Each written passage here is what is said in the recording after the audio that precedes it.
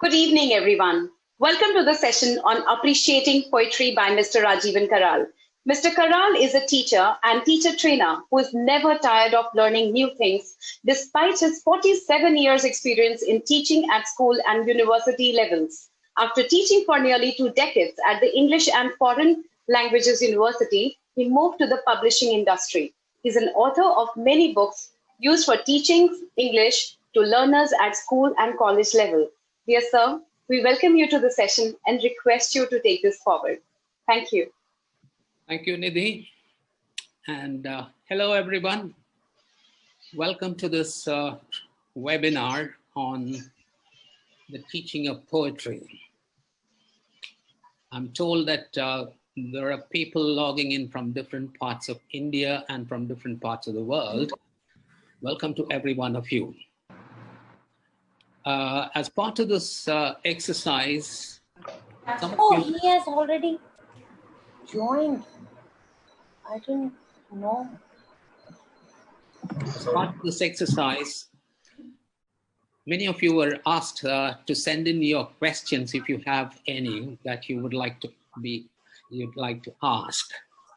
I quickly had a look at most of these questions, and I saw many people asking this question: how do I make the teaching of poetry more interesting?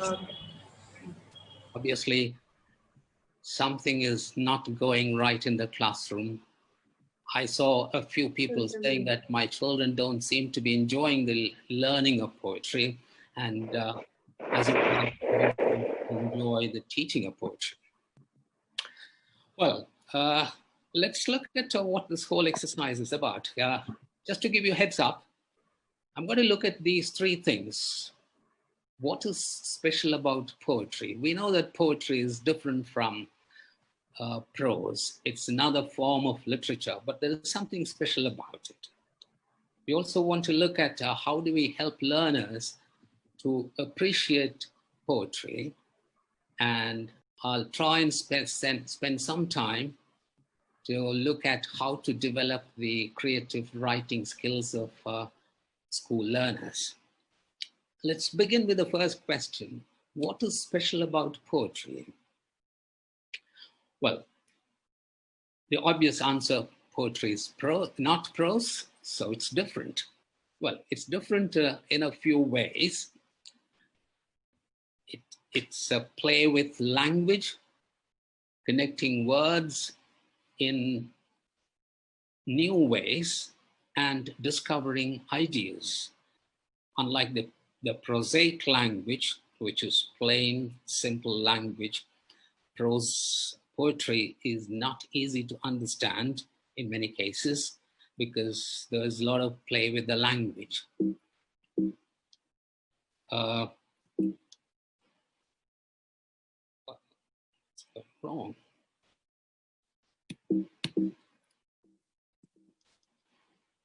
Something is not in my slide is stuck. You'll be able to, yes. Yeah. Okay. Yeah. If you look at those three lines, that's one of the haikus. An old silent pond, a frog jumps into the pond, splash, silence again. Look at the play with words. The music in language. That's a poem from In Search of Cinderella. We all know the story of Cinderella. Look at the poem there. From dusk to dawn, from town to town, without a single clue, I see the tender, slender foot to fit this crystal shoe. Another thing about the poetry is that poetry has some recognizable characteristics. From the very look of it, we know how to distinguish between poetry and prose. But there are certain other characteristics which makes poetry very different. What are they? One of the important things is that poetry emphasizes language's musical qualities. I always talk about the 3 R's, which are the building blocks of poetry. And what are the 3 R's? Well, the rhyme, rhythm, and repetition. Rhyme, rhythm, and repetition. Repetition is an integral part of our life. We see repetition all around us. When you find the black and the white and the black and the white, a repetition, that creates a pattern. When you see in your attires, dresses, colors in repeated patterns, that gives a rhyme, a rhythm to it. But in poetry, repetition of various kinds. Let's look at what these kind of repetitions are. Repetition of the same vowel sound, what we call the assonance. For example, the opening lines of Coromandel Fishers by Sarojini Naidu. Rise, brothers, rise, the awakening skies pray to the morning light, where you find the sounds rise, rise, skies, and light being repeated. Another kind of repetition is a repetition of like sounds in word endings, what we call the rhyme. We are the music makers and we are the dreamers of dreams, wandering lone sea breakers and sitting by desolate streams. And the rhyming scheme here is every alternate line ending word rhymes. But we are also aware that the rhyme pattern can be different. All the ending words of each line can rhyme with the next one or alternate ones.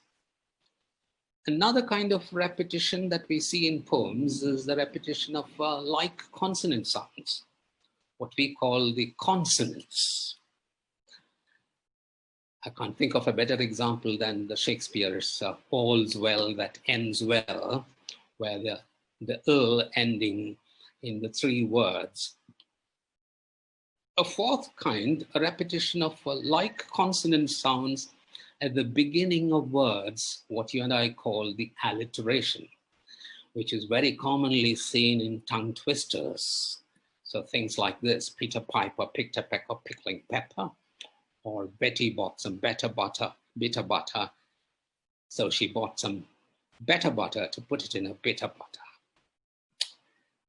We also see repetition of lines. The best example that I could think of was Robert Frost. The woods are lovely, dark and deep, but I have promises to keep, and miles to go before I sleep, and miles to go before I sleep. This kind of repetition of lines are seen sometimes towards the end of the poem. Sometimes you find a particular line getting repeated at the beginning of every stanza or at the end of every stanza. Well, there are different patterns. Another important feature of poetry is that poetry uses condensed language. Unlike prose, where you have the freedom to explain it in as many words, poetry tries to be as concise as possible. Again, an example from Shakespeare: to be or not to be, that's a question. Or here is another haiku: Lady Butterfly perfumes her wings by floating over the orchid. One other feature of poetry is that poetry often feature very intense feelings. The best example I could think of was a poem by Muhammad Ali, the famous heavyweight boxing champion. In one of his graduation ceremony talks, this is what he said. His poem, the shortest poem in the world, perhaps: me, we, talking about unity and friendship. Or here is one more example. And then after. This is a poem by Rudy Francisco that I heard in Mumbai in one of the events. Our last conversation ended with yelling. We both said things we didn't mean. I heard there's a woman in Palestine who makes flower pots out of used tear gas grenades. From this, I learned the explosion is not how the story has to end. Very powerful, intense feelings being expressed in a short poem like this. Another feature that makes poetry very different is that poetry has a shape of its own. Most poems, as you can see, they are short lines or longer lines and written in stanzas. But you also have this kind of concrete poems. The one on the left there, which you find printed on a screen, is the famous E.E. Cummins poem, A Lone Leaf Falling on Loneliness, which is very graphically represented. And on the right, you have another poem. Yeah, these are the kind of poems which we call the concrete poems. It's essential that we introduce learners to these different varieties or these types of poems. Coming to talk what to appreciate in poetry. Well, what essentially we need to appreciate is the musical qualities, the rhyme, rhythm, meter, repetition of sounds, and repetition of lines. How do we do that? Well, if we have to appreciate these qualities, the best way to do it is by reading it aloud. So poetry is not meant to be read silently. Poems, as they say, are meant for the ears, not just for the eyes. So we need to read the poem aloud. If you're teaching poetry, you would begin by reading the poem aloud. Not just once, but perhaps read it as many times, because it should appeal to their ears. I'm going to read a poem which is titled Blessing. Any guesses on what the poem could be? Does anyone want to key in any thoughts? So looking for answers, both on Facebook as well as Zoom. Can they key in the chat box? Yes. Yeah, if they can. It's about gratefulness, gifts of life, and counting the blessings, gratitude, right, wishes. Yeah. Okay, when you ask such a question in the classroom, just by giving the title, at this stage, I'm saying don't ask the learners to look at the poem. They should listen to the poem. They should hear the poem. So I'm just giving the title and asking learners to guess what the theme or what the poem is about. Well, there could be multiple answers, some of them might be able to guess it right. Some of them might be way away from it. Doesn't matter. Okay, I'm going to read the poem, listen to it, and let's see what we can do with it. Here I go. Blessing. The skin cracks like a pod. There never is enough water. Imagine the drip of it, the small splash, echo in a tin mug, the voice of a kindly God. Sometimes the sudden rush of fortune, the municipal pipe bursts, silver crashes to the ground, and the flow has found a roar of tongues. From the huts, a congregation. Every man, woman, child for streets around butts in with pots, brass, copper, aluminum, plastic buckets, frantic hands, and naked children screaming in the liquid sun. Their highlights polished to perfection. Flashing light as the blessings sings over their small bones. Do you remember any words from the poem? Anything that has registered in your mind? Splash. Splash, yes. Water. Water. So skin cracking like a pod. skin cracks like a pod. Yes. Children, plastic, Plastic. frantic, Yes. carrying pots, municipality, women. Notice that when you do the similar exercise in the classroom, when learners listen to you and you ask them to recall words from their memory, they would come up with random words.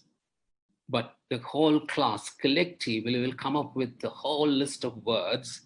And sometimes your learners might say, oh, I was not told that I should try and remember words. You don't have to, because when you listen to poems, some words register in your mind. Okay, I'm going to read it once more. This time, try and catch more words. Blessing. The skin cracks like a pod. There never is enough water. Imagine the drip of it, the small splash, echo in a tin mug, the voice of a kindly God. Sometimes the sudden rush of fortune, the municipal pipe bursts, silver crashes to the ground, and the flow has found a roar of tongues.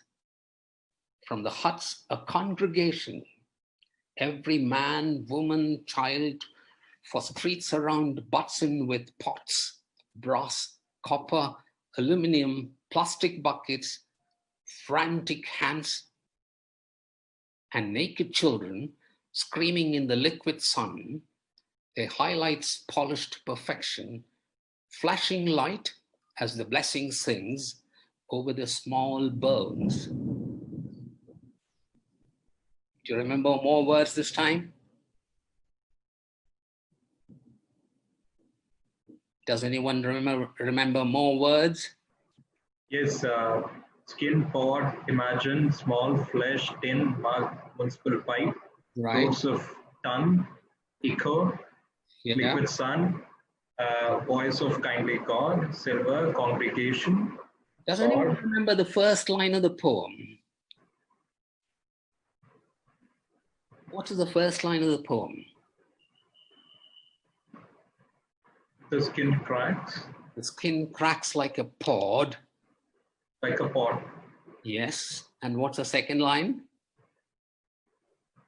There never is enough water. Okay, can you try and fill in? I'm going to read here and there. Imagine what? The drip of it. Imagine drip. The small splash, echo in a tin mug, the voice of a kindly God. Well, in the actual classroom, I've tried this across the country and outside the country in many places. When children are asked to listen to the poem a few times, they are not only able to recall words, but collectively, they're also able to remember lines and they're able to reconstruct the poem from memory. Very often at schools, when you teach poetry, children are expected to memorize the poem, and sometimes in tests, they are asked to reproduce the poem from memory, if not the whole poem, sometimes one or two stanzas. Well, the easiest way for them to remember a poetry, memorize a poetry, is to listen to the poem again and again and try and reconstruct the poem from memory, which is a wonderful exercise. And that will help them to get the rhyme, rhythm, repetition, the meter, etc. We can have a longer discussion on that later, but to begin with, this is what I would do with any group of children. The question now is how to read a poem aloud. Okay, I want you to listen to a poem. The title of the poem is Strict. I hope the video plays. You can also watch the video if it plays. I want you to watch it and try and see what are some of the qualities of the reader, the poet, which makes the reading very impressive. Let's go. Strict. We had a teacher who was so strict, you weren't allowed to breathe in her lessons. She used to stand out the front going, "No breathing." And you had the whole morning to get through. But the weak ones just used to keel over and die. You'd hear them going down behind you. Kaboom, kaboom, kaboom. And there was always a whiny kid going, "Meh, can I go out and do some breathing?" And she'd say, "No, you've got all playtime to do it in." "Oh, go on, miss, oh, go on." Do you know, at the beginning of the week, there were 48 kids in my class. At the end of the week, there were only 5 of them left. Yeah, do you know, at the end of the day, you'd be stepping over kids just to get out the room. "Oh, no, there's Melanie. That's a shame, she was really nice." "There's Dave." "Hard luck, Dave. Always knew you were a bit weak." Do you know, people say to me, if that's true, how come you're here to tell the tale? Fair enough, and I'll tell you. It's because when I was at school, we used to sit at desks. We didn't sit round tables like you do now. We used to sit at desks with lids. And some of us figured out what you had to do was snatch a quick breath under the desk lid when she wasn't looking. So once more, from the beginning. No breathing. Okay, I'm going to pause it there. Strict. We had... As you would have seen, unfortunately, you couldn't see the video, but you heard the poem. What made the poem very impressive? Well, as we all know, a poem well read is understood better. But when you read a poem aloud, read it in such a way so that the learners can hear the rhyme, the rhythm, and the meter. Another thing, do not... So, sir, we're getting some answers. Would you like me to read them out? Yes. To your question, what made the poem impressive? Yeah. Yes. So, quite a few answers. Dramatization and the voice modulation. Mm-hmm. The speaker or the poet was expressive. Yes. And then intonation. Intonation, yes. The way it was read out and the way it was delivered, expressions. Right. The clarity. Yes. Yeah, he has the poet has an excellent voice, and you found the voice modulation being used very well. Yeah, one of the important things is when you read the poem, do not stop at the end of each line. Look for the punctuation, because the punctuation tells you where to pause, where to stop. For example, the poem that I read, the skin cracks like a pod, there never is enough water. Imagine the drip of it, the small splash, that's where there is a comma, so I need to pause there, and echo, although it comes towards the end of that line, I'm not supposed to pause there because it goes with the rest. It's a run-on line, echo in a tin mug. So when you read it, you would read, imagine the drip of it, the small splash, echo in a tin mug. So the punctuation tells us where to stop. As you can see there, imagine the drip of it, and there is a comma there, what is called the end stopping. Whereas in the next line, echo, it's a run-on line. There is no punctuation there. So I need to run on and read it as echo in a tin mug. That's something that we need to be careful about when we read poems aloud. The other thing that we need to do is differentiate between a stressed and unstressed syllable. Let's look at this. The skin cracks like a pod. 3 words to be stressed. The skin cracks like a pod. There never is enough water. So the words highlighted there are the words where you need to stress them. That's the first syllable, enough water. Before you go to the classroom, I'm sure you would read the poem to yourself as many times. And when you're in the class, this is what I would do. I'd look at the poem and then look at the audience and then say it aloud rather than read it aloud. So read, look up, and say. The skin cracks like a pod. I'm looking at the text, taking in as many words, and then facing the audience and saying it. And when I'm saying it, I also need to make eye contact with the students, so they continue listening to me. Another important thing when you're reading aloud, don't use your normal voice. In the poem Strict that you heard, there were multiple voices in the poem. So you heard the poet reading in multiple voices. Sometimes the voice of the learner, sometimes it's the voice of the teacher. So that variation that you can bring out only when you're reading it aloud. When you look at the print, you can never see the difference. So that's why reading aloud is so important. So look for the voice of the poem and speak in that voice. If it is a coal miner talking about his life, you need to get into his skin. Or if it is a poem about a beggar, you need to find that voice in that poem. You said that, modulate your voice.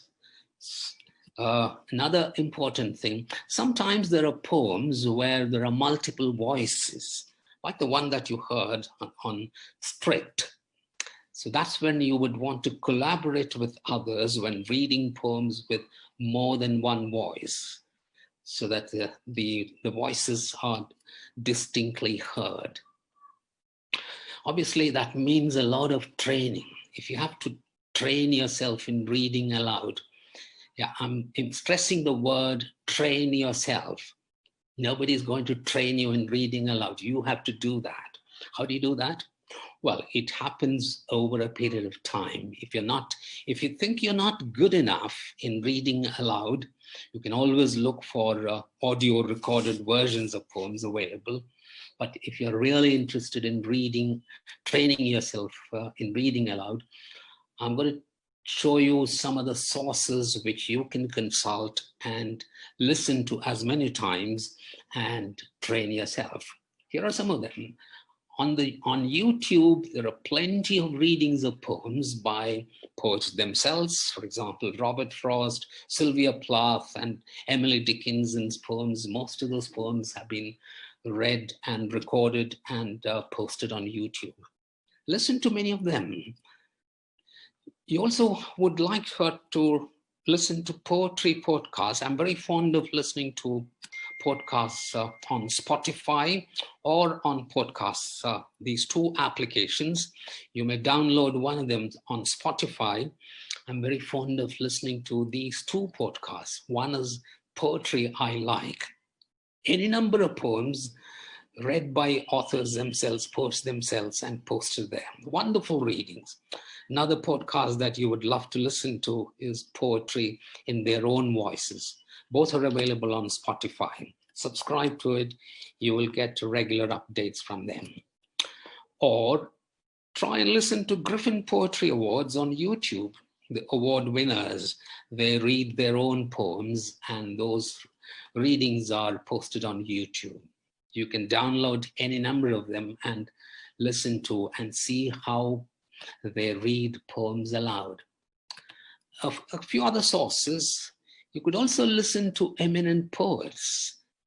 The poem Strict, written by Michael Ronson, a very well-known children's poet, or Ken Nesbitt, another very well-known children's poet. Both of them have their own websites. You can listen to as many of their poems on their websites, or poems by Robert Frost. Sylvia Plath, a very well-known poet, but her own readings are available on YouTube, and her poems read by others, eminent voice artists, are also available on YouTube. You can also visit sites such as these, poetryforkids.com, wonderful website where you come across lots and lots of poems and poems read aloud, the recordings of which are available on the site. Wonderful, two other wonderful resources. Listen to TED. I'm sure many of you listen to TED Talks. on TED Talks as well as on TED Ed, which is TED Education. You find poetry blogs where you have lots and lots of very useful talks on teaching poetry. Don't miss them at all. They're wonderful ones. It's 17 hours. When you talk about teaching poetry is like what? What image would you choose from these? Does anyone want to choose any one of the images? Teaching poetry is like image one. The funnel, the painting. Okay. Ideas for kids. Right. Diving, singing, an artist, art. Right. Okay, I want you to listen to another eminent poet who talks about the introduction to poetry. It tells you what to do in the classroom and what not to do in the classroom. Let's listen to this poem. This is Introduction to Poetry. I asked them to take a poem and hold it up to the light like a color slide, or press an ear against its hive. I say, drop a mouse into a poem and watch him probe his way out. Or walk into the poem's room and feel the walls for a light switch. I want them to water ski across the surface of the poem, waving at the author's name on the shore. But all they want to do is tie the poem to a chair with rope and torture a confession out of it. They begin beating it with a hose to find out what it really means. I'm sure you can get the message very well. Don't try to tie the poem to a chair. The whole teaching of poetry is not to find what it really means. It's not the meaning that's important, but what is more important is how the meaning is conveyed. This is a poem that I read in the beginning. The skin cracks like a pod. There never is enough water. Imagine the drip of it, the small splash echo in a tin mug, the voice of a kindly God. Sometimes the sudden rush of fortune. The municipal pipe bursts. Silver crashes to the ground, and the flow has found a roar of tongues. From the huts, a congregation. Every man, woman, child from streets around butts in with pots, brass, copper, aluminum, plastic buckets, frantic hands, and naked children screaming in the liquid sun, their highlights polished to perfection, flashing light as the blessing sings over the small bones. Well, as you can see, what the poet, Imtiaz Darkar, a Pakistani poet by birth, but lived in England all the time, but he now shuttles between London and India. Now, as you can see in the poem there, the scene is very simple. What is the scene being described there? Can anyone tell me what? Yes. What is the scene being described in the poem? People say that was a slum. Yeah. Drought. People living in a slum. Celebration of and finding water, enjoying the water splash. Right. Collecting water. Yeah. Poverty. The scene is very simple. It's an intense summer with acute shortage of water. As the water starts flowing through the municipal tap, well, actually the tap bursts. The street dwellers pour out into the street with their pots to collect water. A common sight in India. But look at the way the poet has conveyed it. So what we need to help learners to do is go deeper into the poem. How is the scene described? This is where I call this looking closer at the poem, not just at the surface. Well, how does the poet do that? the poet is talking about the summer, but how is the intensity of summer conveyed? What I have there is a set of questions for the learner. My role as a teacher, as all of us understand, is the role of a facilitator. My job is not to read the poem and explain it, but help learners to discover the use of many of these poetic devices. So how does the poet convey the intensity of the summer in this poem? Can anyone give me a few words? Skin cracks like a pod. Yes. Drip. Yes. Anything else? Any other words that you remember? Echo, lips crack, skin crack, lips chapped. Yes. Small splash. And towards the end of the liquid poem, sun. the liquid sun. Yes. Those are the words which convey the intensity of summer. Can you also hear the drip of water? Roars of tongue. If you shut your eyes and listen to it, imagine the drip of it, the small splash, echo in a tin mug, the voice of a kindly God. Words like drip, splash, echo, these are words which has these sound illusions, very carefully chosen words. So when I teach, I would give them questions like this. Can you hear the drip? What helps you hear it? Which words? Similarly, see, usually the pipe burst is not a good thing to happen. But here the poet says, sometimes the sudden rush of fortune. Why is the pipe burst being described as a sudden rush of fortune? Well, because it's acute. Pipe burst is a blessing here. Yes. Blessing for the slum children. Right. And there is never enough water. So all of a sudden, if you get a gush of water, that's celebration. Water is welcome from anywhere. It doesn't matter if the pipe bursts, all the better, right? Yes. And here again, can you hear the noise in the street? Some of the words that suggest the noise. When the abundance, amiss, scarcity.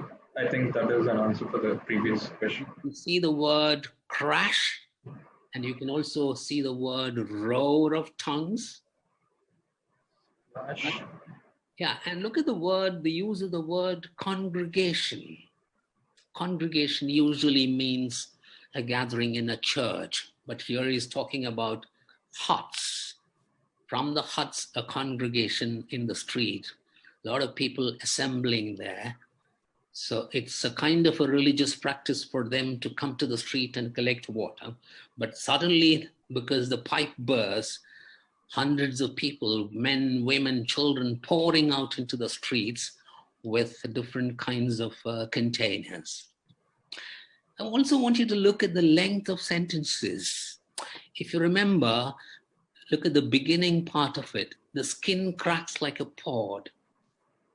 The sentence is what? A 6-word long sentence. The next one is again a 5-word long sentence. But as the poem progresses, can you see that the sentences get longer and longer? The municipal pipe bursts, silver crashes to the ground, and the flow has found a roar of tongues. Yeah, it's also associated with the flow of water. When there is lack of water, the lines are short. When the water is gushing out, the words are also gushing out. So these are some of the things that we need to help learners to understand. And what is my role as a teacher? Not to read and explain it to them, but give them lots of these kind of questions. Right. So what we're saying is that in order to help learners to appreciate poetry, we need to have tasks and exercises which focus on the sound effects in the poem, the style, the length and types of sentences, figurative language, diction, meaning, theme, and organization of lines and stanzas. The length of line is the number of syllables in lines. The line breaks, for example, in haiku, you would find a 5-7-5 organization. 5 syllables in the first line, 7 syllables in the second line, and 5 syllables in the last line.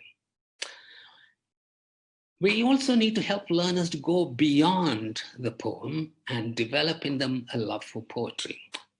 One of the things that we certainly want to encourage learners to read is to read the poems aloud. Let's try and organize poetry reading sessions and also have students write short poems in particular styles. I'll talk about it in a little more detail in a few minutes. Another possible activity, poetry exchange days with poems wrapped as gifts. And you also need to act out poems sometimes. Some poems lend themselves to be acted out. One other thing that you need to do when children write poems, they should not be confined to the pages in a book. You need to liberate the poetry and display them on walls in the school, wherever, on the notices boards, even in the bathroom, short poems. And when poems keep staring at you all over, you will tend to read it and you will tend to remember it and you will slowly develop a liking for poetry. Expose students to witty short poems and limericks.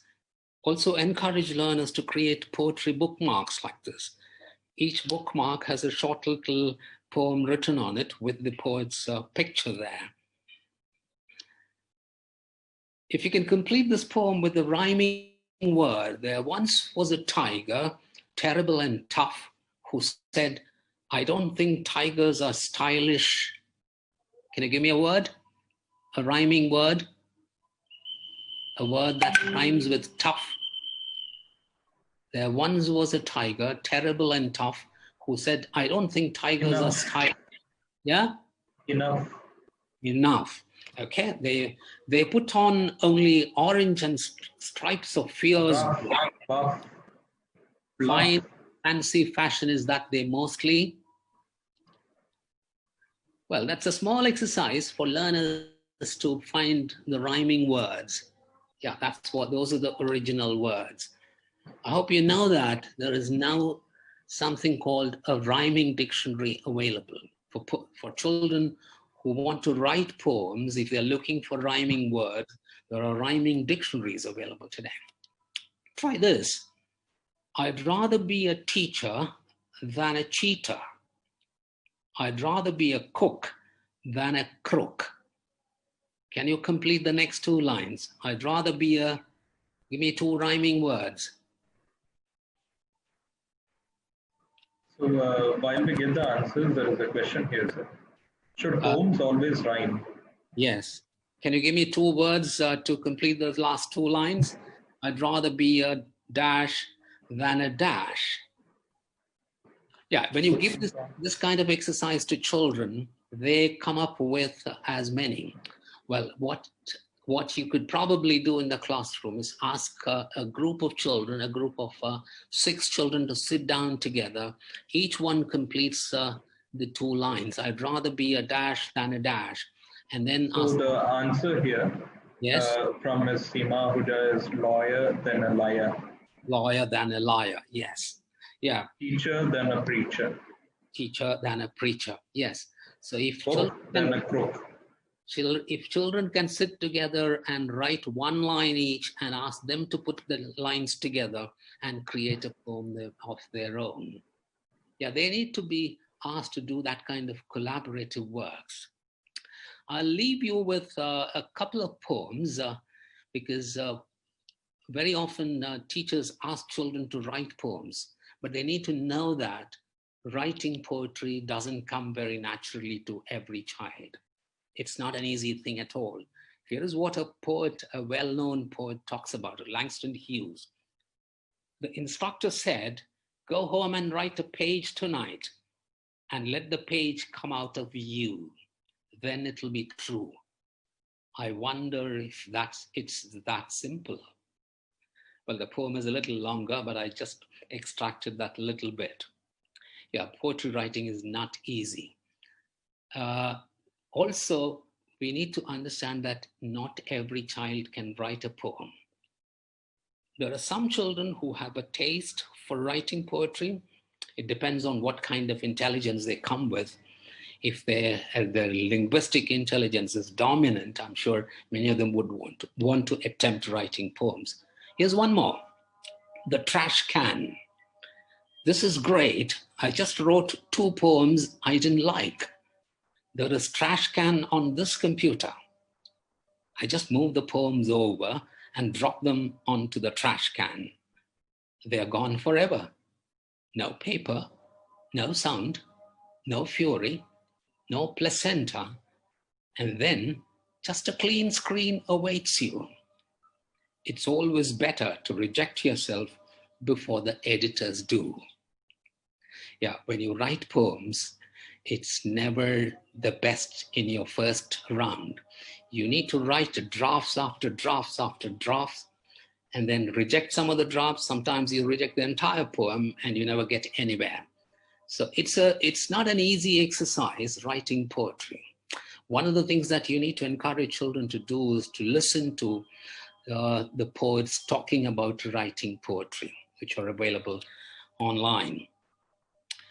Thank you very much for being here. I can take a few questions because we have 10 minutes, 15 minutes to take questions. We've got 15 minutes to take questions. Right. So while we have been getting questions, there is one question, sir, which I'm sure most of the teachers would like to ask you. Mm-hmm. The question is, should poems always rhyme? Well, poems need not rhyme. I mean, if you look at the variety of poems that you see, not all poems have rhyme schemes. So that's not a must for every poem. Okay. And the next question is, what activities can I think of for teaching poetry online? Okay, teaching poetry online. I got a couple of these questions ahead of time. So I did put down a few of my thoughts together. These are some of my thoughts when you're teaching poems online, because these days everybody is teaching online. Yeah, I know teaching online is very challenging because of the low attention span. Children can't be looking at the screen all the time, and the teacher is not able to monitor what is happening at each one's place. And because you're not able to make eye contact, you're not able to gauge what the learner's level of understanding is, how well they are listening to you, how much focused they are. These are challenges, of course. But which also tells us that when you're teaching online, because of the low attention span, we need to engage them in multiple activities in a 40-minute session. Something for them to listen to, something for them to speak, something to read, something to write, something to research, and something to collaborate. For example, you could ask, these are some of the activities that you could ask children to do before they come for the lesson, pre-lesson activities. Well, that's where the collaboration happens. And collaborative learning is the mantra today. Ask your children to work together. Give them tasks where they watch videos on specific websites. You need to give them the URL for the sites. For example, you might say, go and listen to the reading of this poem on this particular site. Or you could say, read up on this poetry or on this poet from another specific website. You could also ask them to record their own readings of poems and send the audio files as assignments. Google folders, they are shareable folders. So you can create Google folders and share it with specific groups of learners and give group assignments. So when you want a group of children to work together, although they are sitting in multiple locations, they can all work on the same folder. And also sometimes set poetry challenges. Ask them to find interesting poems from different websites and post it in the folder or post it on your school website or wherever. All right. Yeah, those are some of the thoughts that I had in mind. Wonderful, great thoughts. I think all the teachers will be happy to follow and help the students there. The next question is from Facebook. So we thought of balancing the questions from both the channels, platforms. It is from Ms. Aarti Ponambu. And she asks, Sir, I have a question. How do you teach the students poetic devices? Not every child gets it correct. Right. I saw this question being asked by many people on how to teach poetic devices. Well, the simple answer is, well, we are now living in the 21st century. In the 21st century mantra, if you look at the 21st century learning paradigm, one of the key skills that is being very heavily emphasized across the world is to help learners to learn on their own. There is a limit to what you and I can teach them. And the wheel has already been discovered. The wheel has been invented. We don't have to reinvent the wheel. So give them a specific website. For example, if you go to YouTube and search poetic devices, you will come across any number of video recordings. And I found one which is very interesting with a lot of animation, which tells you what is alliteration, what is consonance, what is assonance, what is simile, what is metaphor, what is onomatopoeia. Let's tell ourselves that I don't have to teach it. Children have the ability to listen to, watch it, and understand it on their own. So give them that chance, the opportunity to go to the site, watch it, listen, read, discover, and if they still need some clarification, that's when I step in. Until then, I try and keep myself aloof. My job as a facilitator is to give them those sites, give them the sources from where they can get the information on their own. So you don't have to worry about it. Give them the sites, give them the URLs, ask them to go and watch it, understand it, and if you like, ask them to write it in their own words. As I understand a simile is, as I understand a metaphor is, and also give me a couple of examples. That could be a home task. Great ideas. Right. The next question is how to encourage learners to write poems. Right. I know every teacher wants children to write poems. And as I said a little while ago, not every child is capable of writing poems. Let's remember that. But there are children who love poetry. Once you develop a liking for poetry, it's exactly like developing a taste for anything. So if you like pizza, you want more and more pizzas. If you love poetry, you want more and more poems, and you also want to attempt writing poems. Yeah, there are multiple activities that you can engage your children in doing this. Yeah, here's one. You limit the amount of writing, particularly with early level learners. You can't expect them to write a whole poem. So I like da da da, but I don't like da da da. Yeah, 5, 6 learners together, write these, complete these lines, put them together, you have a poem ready. Or make a 2-line poem. I'm giving you words and use these words and make a 2-line poem on your own. And then if you can, write another 2 lines. Add the 2 lines your partner has written. So your partner creates a poem with the words given. You write another 2 lines and try and put the 2 together. You might have a poem ready. Another activity is using what I call the random principle, where the learners have to work in pairs. All the A's write 10 adjectives on slips of paper, and all the B's write 10 nouns. Now put the slips in 2 boxes, take turns, and draw a slip from each box, making an unusual combination. So I pick one from here and I look at the adjective broken. And from this one, I get birthday, broken birthday. Oh, can there be a broken birthday? Well, I'm creating new phrases. So when you have 10 new phrases, combine them into a text. Put your new phrases together and try and create a poem of your own.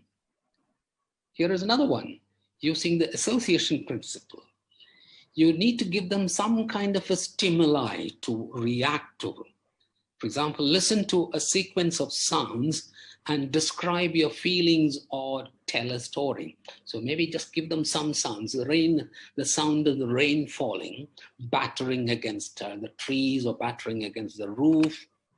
Or sometimes you can give natural objects like a leaf or a stone, and they write a text as if they were the object. So you're looking at the whole thing from the object's perspective. A leaf.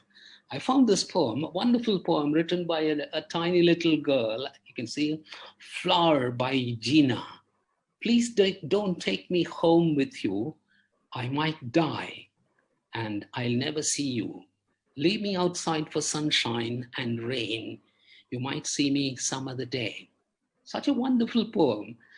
I know when you read it, your eyes invariably fall on the spelling errors. No, ignore them.